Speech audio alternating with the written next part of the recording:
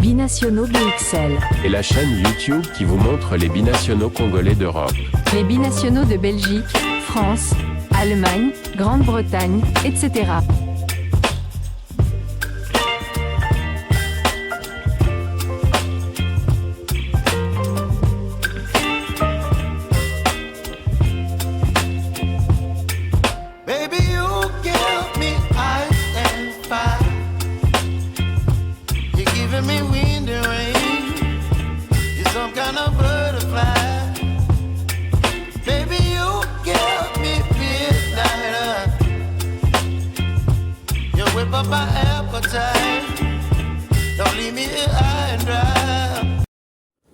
Bonjour aux fidèles de la chaîne Binationaux BXL. Alors nous sommes le vendredi 25 avril 2025 et au menu de notre émission de ce jour, nous allons parler une fois de plus de la CAN U20.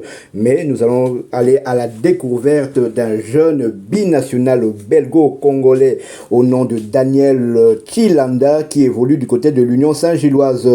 Nous rappelons que cette compétition débute le dimanche 27 avril. Et comme match d'ouverture, il y aura la Zambie U20 qui va affronter la Sierra Leone à 16h. Et lors du deuxième match à 19h, l'équipe qui joue à domicile, l'équipe égyptienne, recevra l'équipe d'Afrique du Sud. Comme je vous l'ai dit, nous allons parler de la sélection nationale congolaise U20 qui continue à peaufiner sa préparation du côté de la Tunisie. On rappelle aussi que la République démocratique du Congo entrera en lice dans cette compétition le 2 mai face au Ghana. Donc, comme je le disais, nous allons aller à la découverte de Daniel Mpoyi. Qui est Daniel Mpoyi? De son vrai nom, Daniel Mpoyi Chilanda Kabongo. Il est né un certain 27 avril 2006. Il aura donc 19 ans le jour de l'ouverture de la CAN U20, à savoir le dimanche. Il évolue dans le club belge de l'Union Saint-Gilloise, mais lui joue particulièrement plus avec l'équipe réserve de cette équipe, bien qu'il côtoie au quotidien un joueur comme Noah Sadiki, l'international congolais.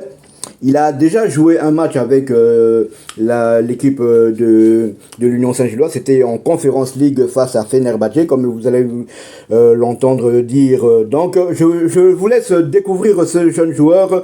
C'est un reportage qui a été fait par la cellule de communication de la Fédération congolaise de football. Suivant et nous nous retrouvons tout de suite après.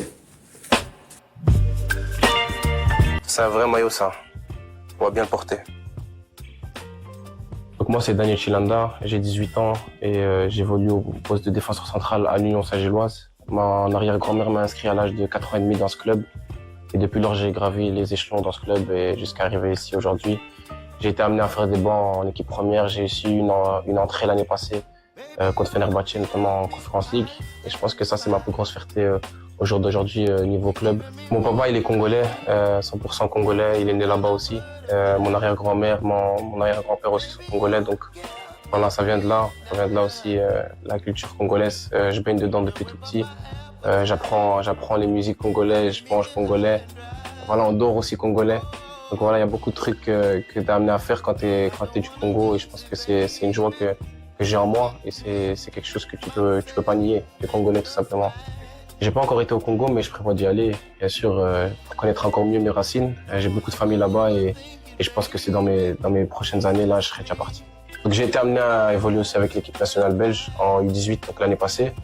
J'ai eu notamment 2 matchs contre le pays de Galles en amical. C'était un bon apprentissage, honnêtement. Je ne veux pas cracher là-dessus, c'était vraiment quelque chose qui m'a aussi appris. Et voilà. Ma prise de décision, elle n'a pas été faite du jour au lendemain. Ça fait longtemps que je regarde le Congo. J'essaie de regarder tous les matchs. J'ai vu aussi la dernière CAN et ça m'a vraiment encore poussé à rejoindre le pays, à donner tout ce que j'avais pour ce pays. Et donc, ce qui m'a poussé aussi, c'est le coach, le sélectionneur Guy Boukassa, qui m'a vraiment fait confiance, on va dire, et qui m'a vraiment poussé et proposé un bon projet. Et je pense que c'est en grande partie grâce à lui que je suis là aujourd'hui aussi. Le coach Guy Boukassa m'a contacté, on a fait une vidéoconférence là où il m'expliquait le projet et ce qu'il comptait faire avec la sélection, et j'ai tout de suite accroché. Ça m'a donné vraiment envie de rejoindre la sélection des U20. Et ça, c'est un travail qui a été fait sur des mois, pas que sur quelques jours. Ça a été vraiment fait sur des mois et et je sens qu'il y avait de la confiance, donc je suis là pour redonner cette confiance-là au coach aussi.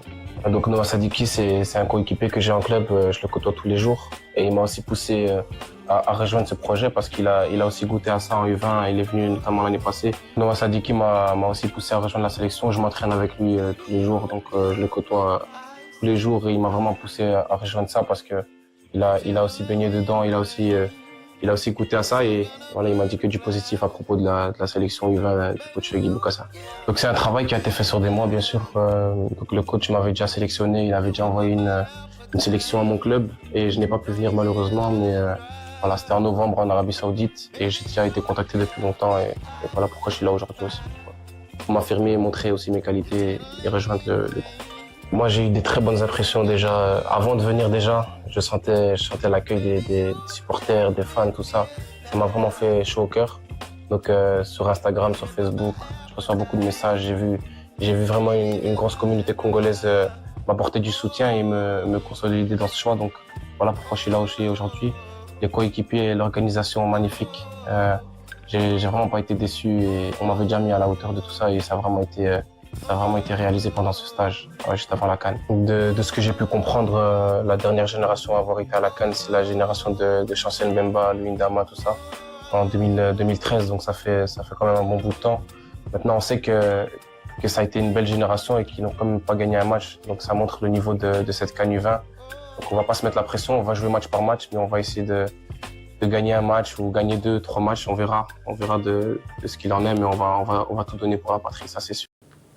Voilà, je pense que vous êtes un peu comme moi, vous connaissez un peu plus Daniel Chilanda Kabongo qui s'est présenté. Hein, donc, il est né de père congolais et de mère macédonienne, mais il a la nationalité belge. Donc, on peut dire qu'il est trinational. Hein, il est trinational, Belgique, Congo et Macédoine, les pays des origines de ses parents.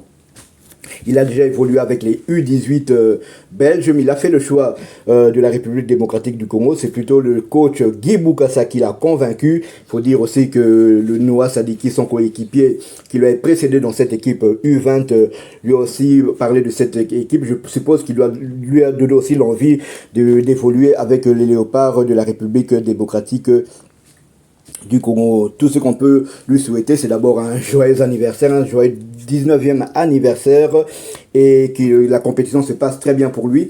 Ah oui, j'allais oublier, il joue aussi au poste de défenseur central. Donc voilà, nous allons le suivre personnellement. Je rappelle que les binationaux sont au nombre de 8, hein. Ils sont au nombre de 6 qui évoluent du côté de la France et 2 qui évoluent du côté de la Belgique. En Belgique, nous avons Daniel Chilanda qui évolue du côté de l'Union Saint-Gilloise et nous avons aussi Mankanza qui évolue du côté de Malines, l'ancien club de Ngalael Mukao. Voilà ce qu'on pouvait dire à propos de ce jeune joueur qu'on espère voir à l'œuvre hein, lors des 3 matchs de poule. Je rappelle que la RDC est versée dans le groupe C avec le tenant du titre, le Sénégal, le Ghana et la République centrafricaine. Nous allons donc débuter par le Ghana. Ensuite, 3 jours plus tard, nous allons jouer face à la République centrafricaine avant de terminer face au tenant du titre du Sénégal. C'est donc terminé pour la livraison de ce jour. Si vous l'avez aimé, laissez-nous un maximum de likes. Et pour ceux qui ne sont pas encore abonnés à notre chaîne, vous pouvez le faire. Et dès que ce sera fait, activez la petite cloche de notification afin de ne plus rien manquer de nos prochaines éditions. Sur ce, Binationaux BXL vous dit à bientôt. Binationaux BXL. Et la chaîne YouTube qui vous montre les binationaux congolais d'Europe. Les binationaux de Belgique, France, Allemagne, Grande-Bretagne, etc.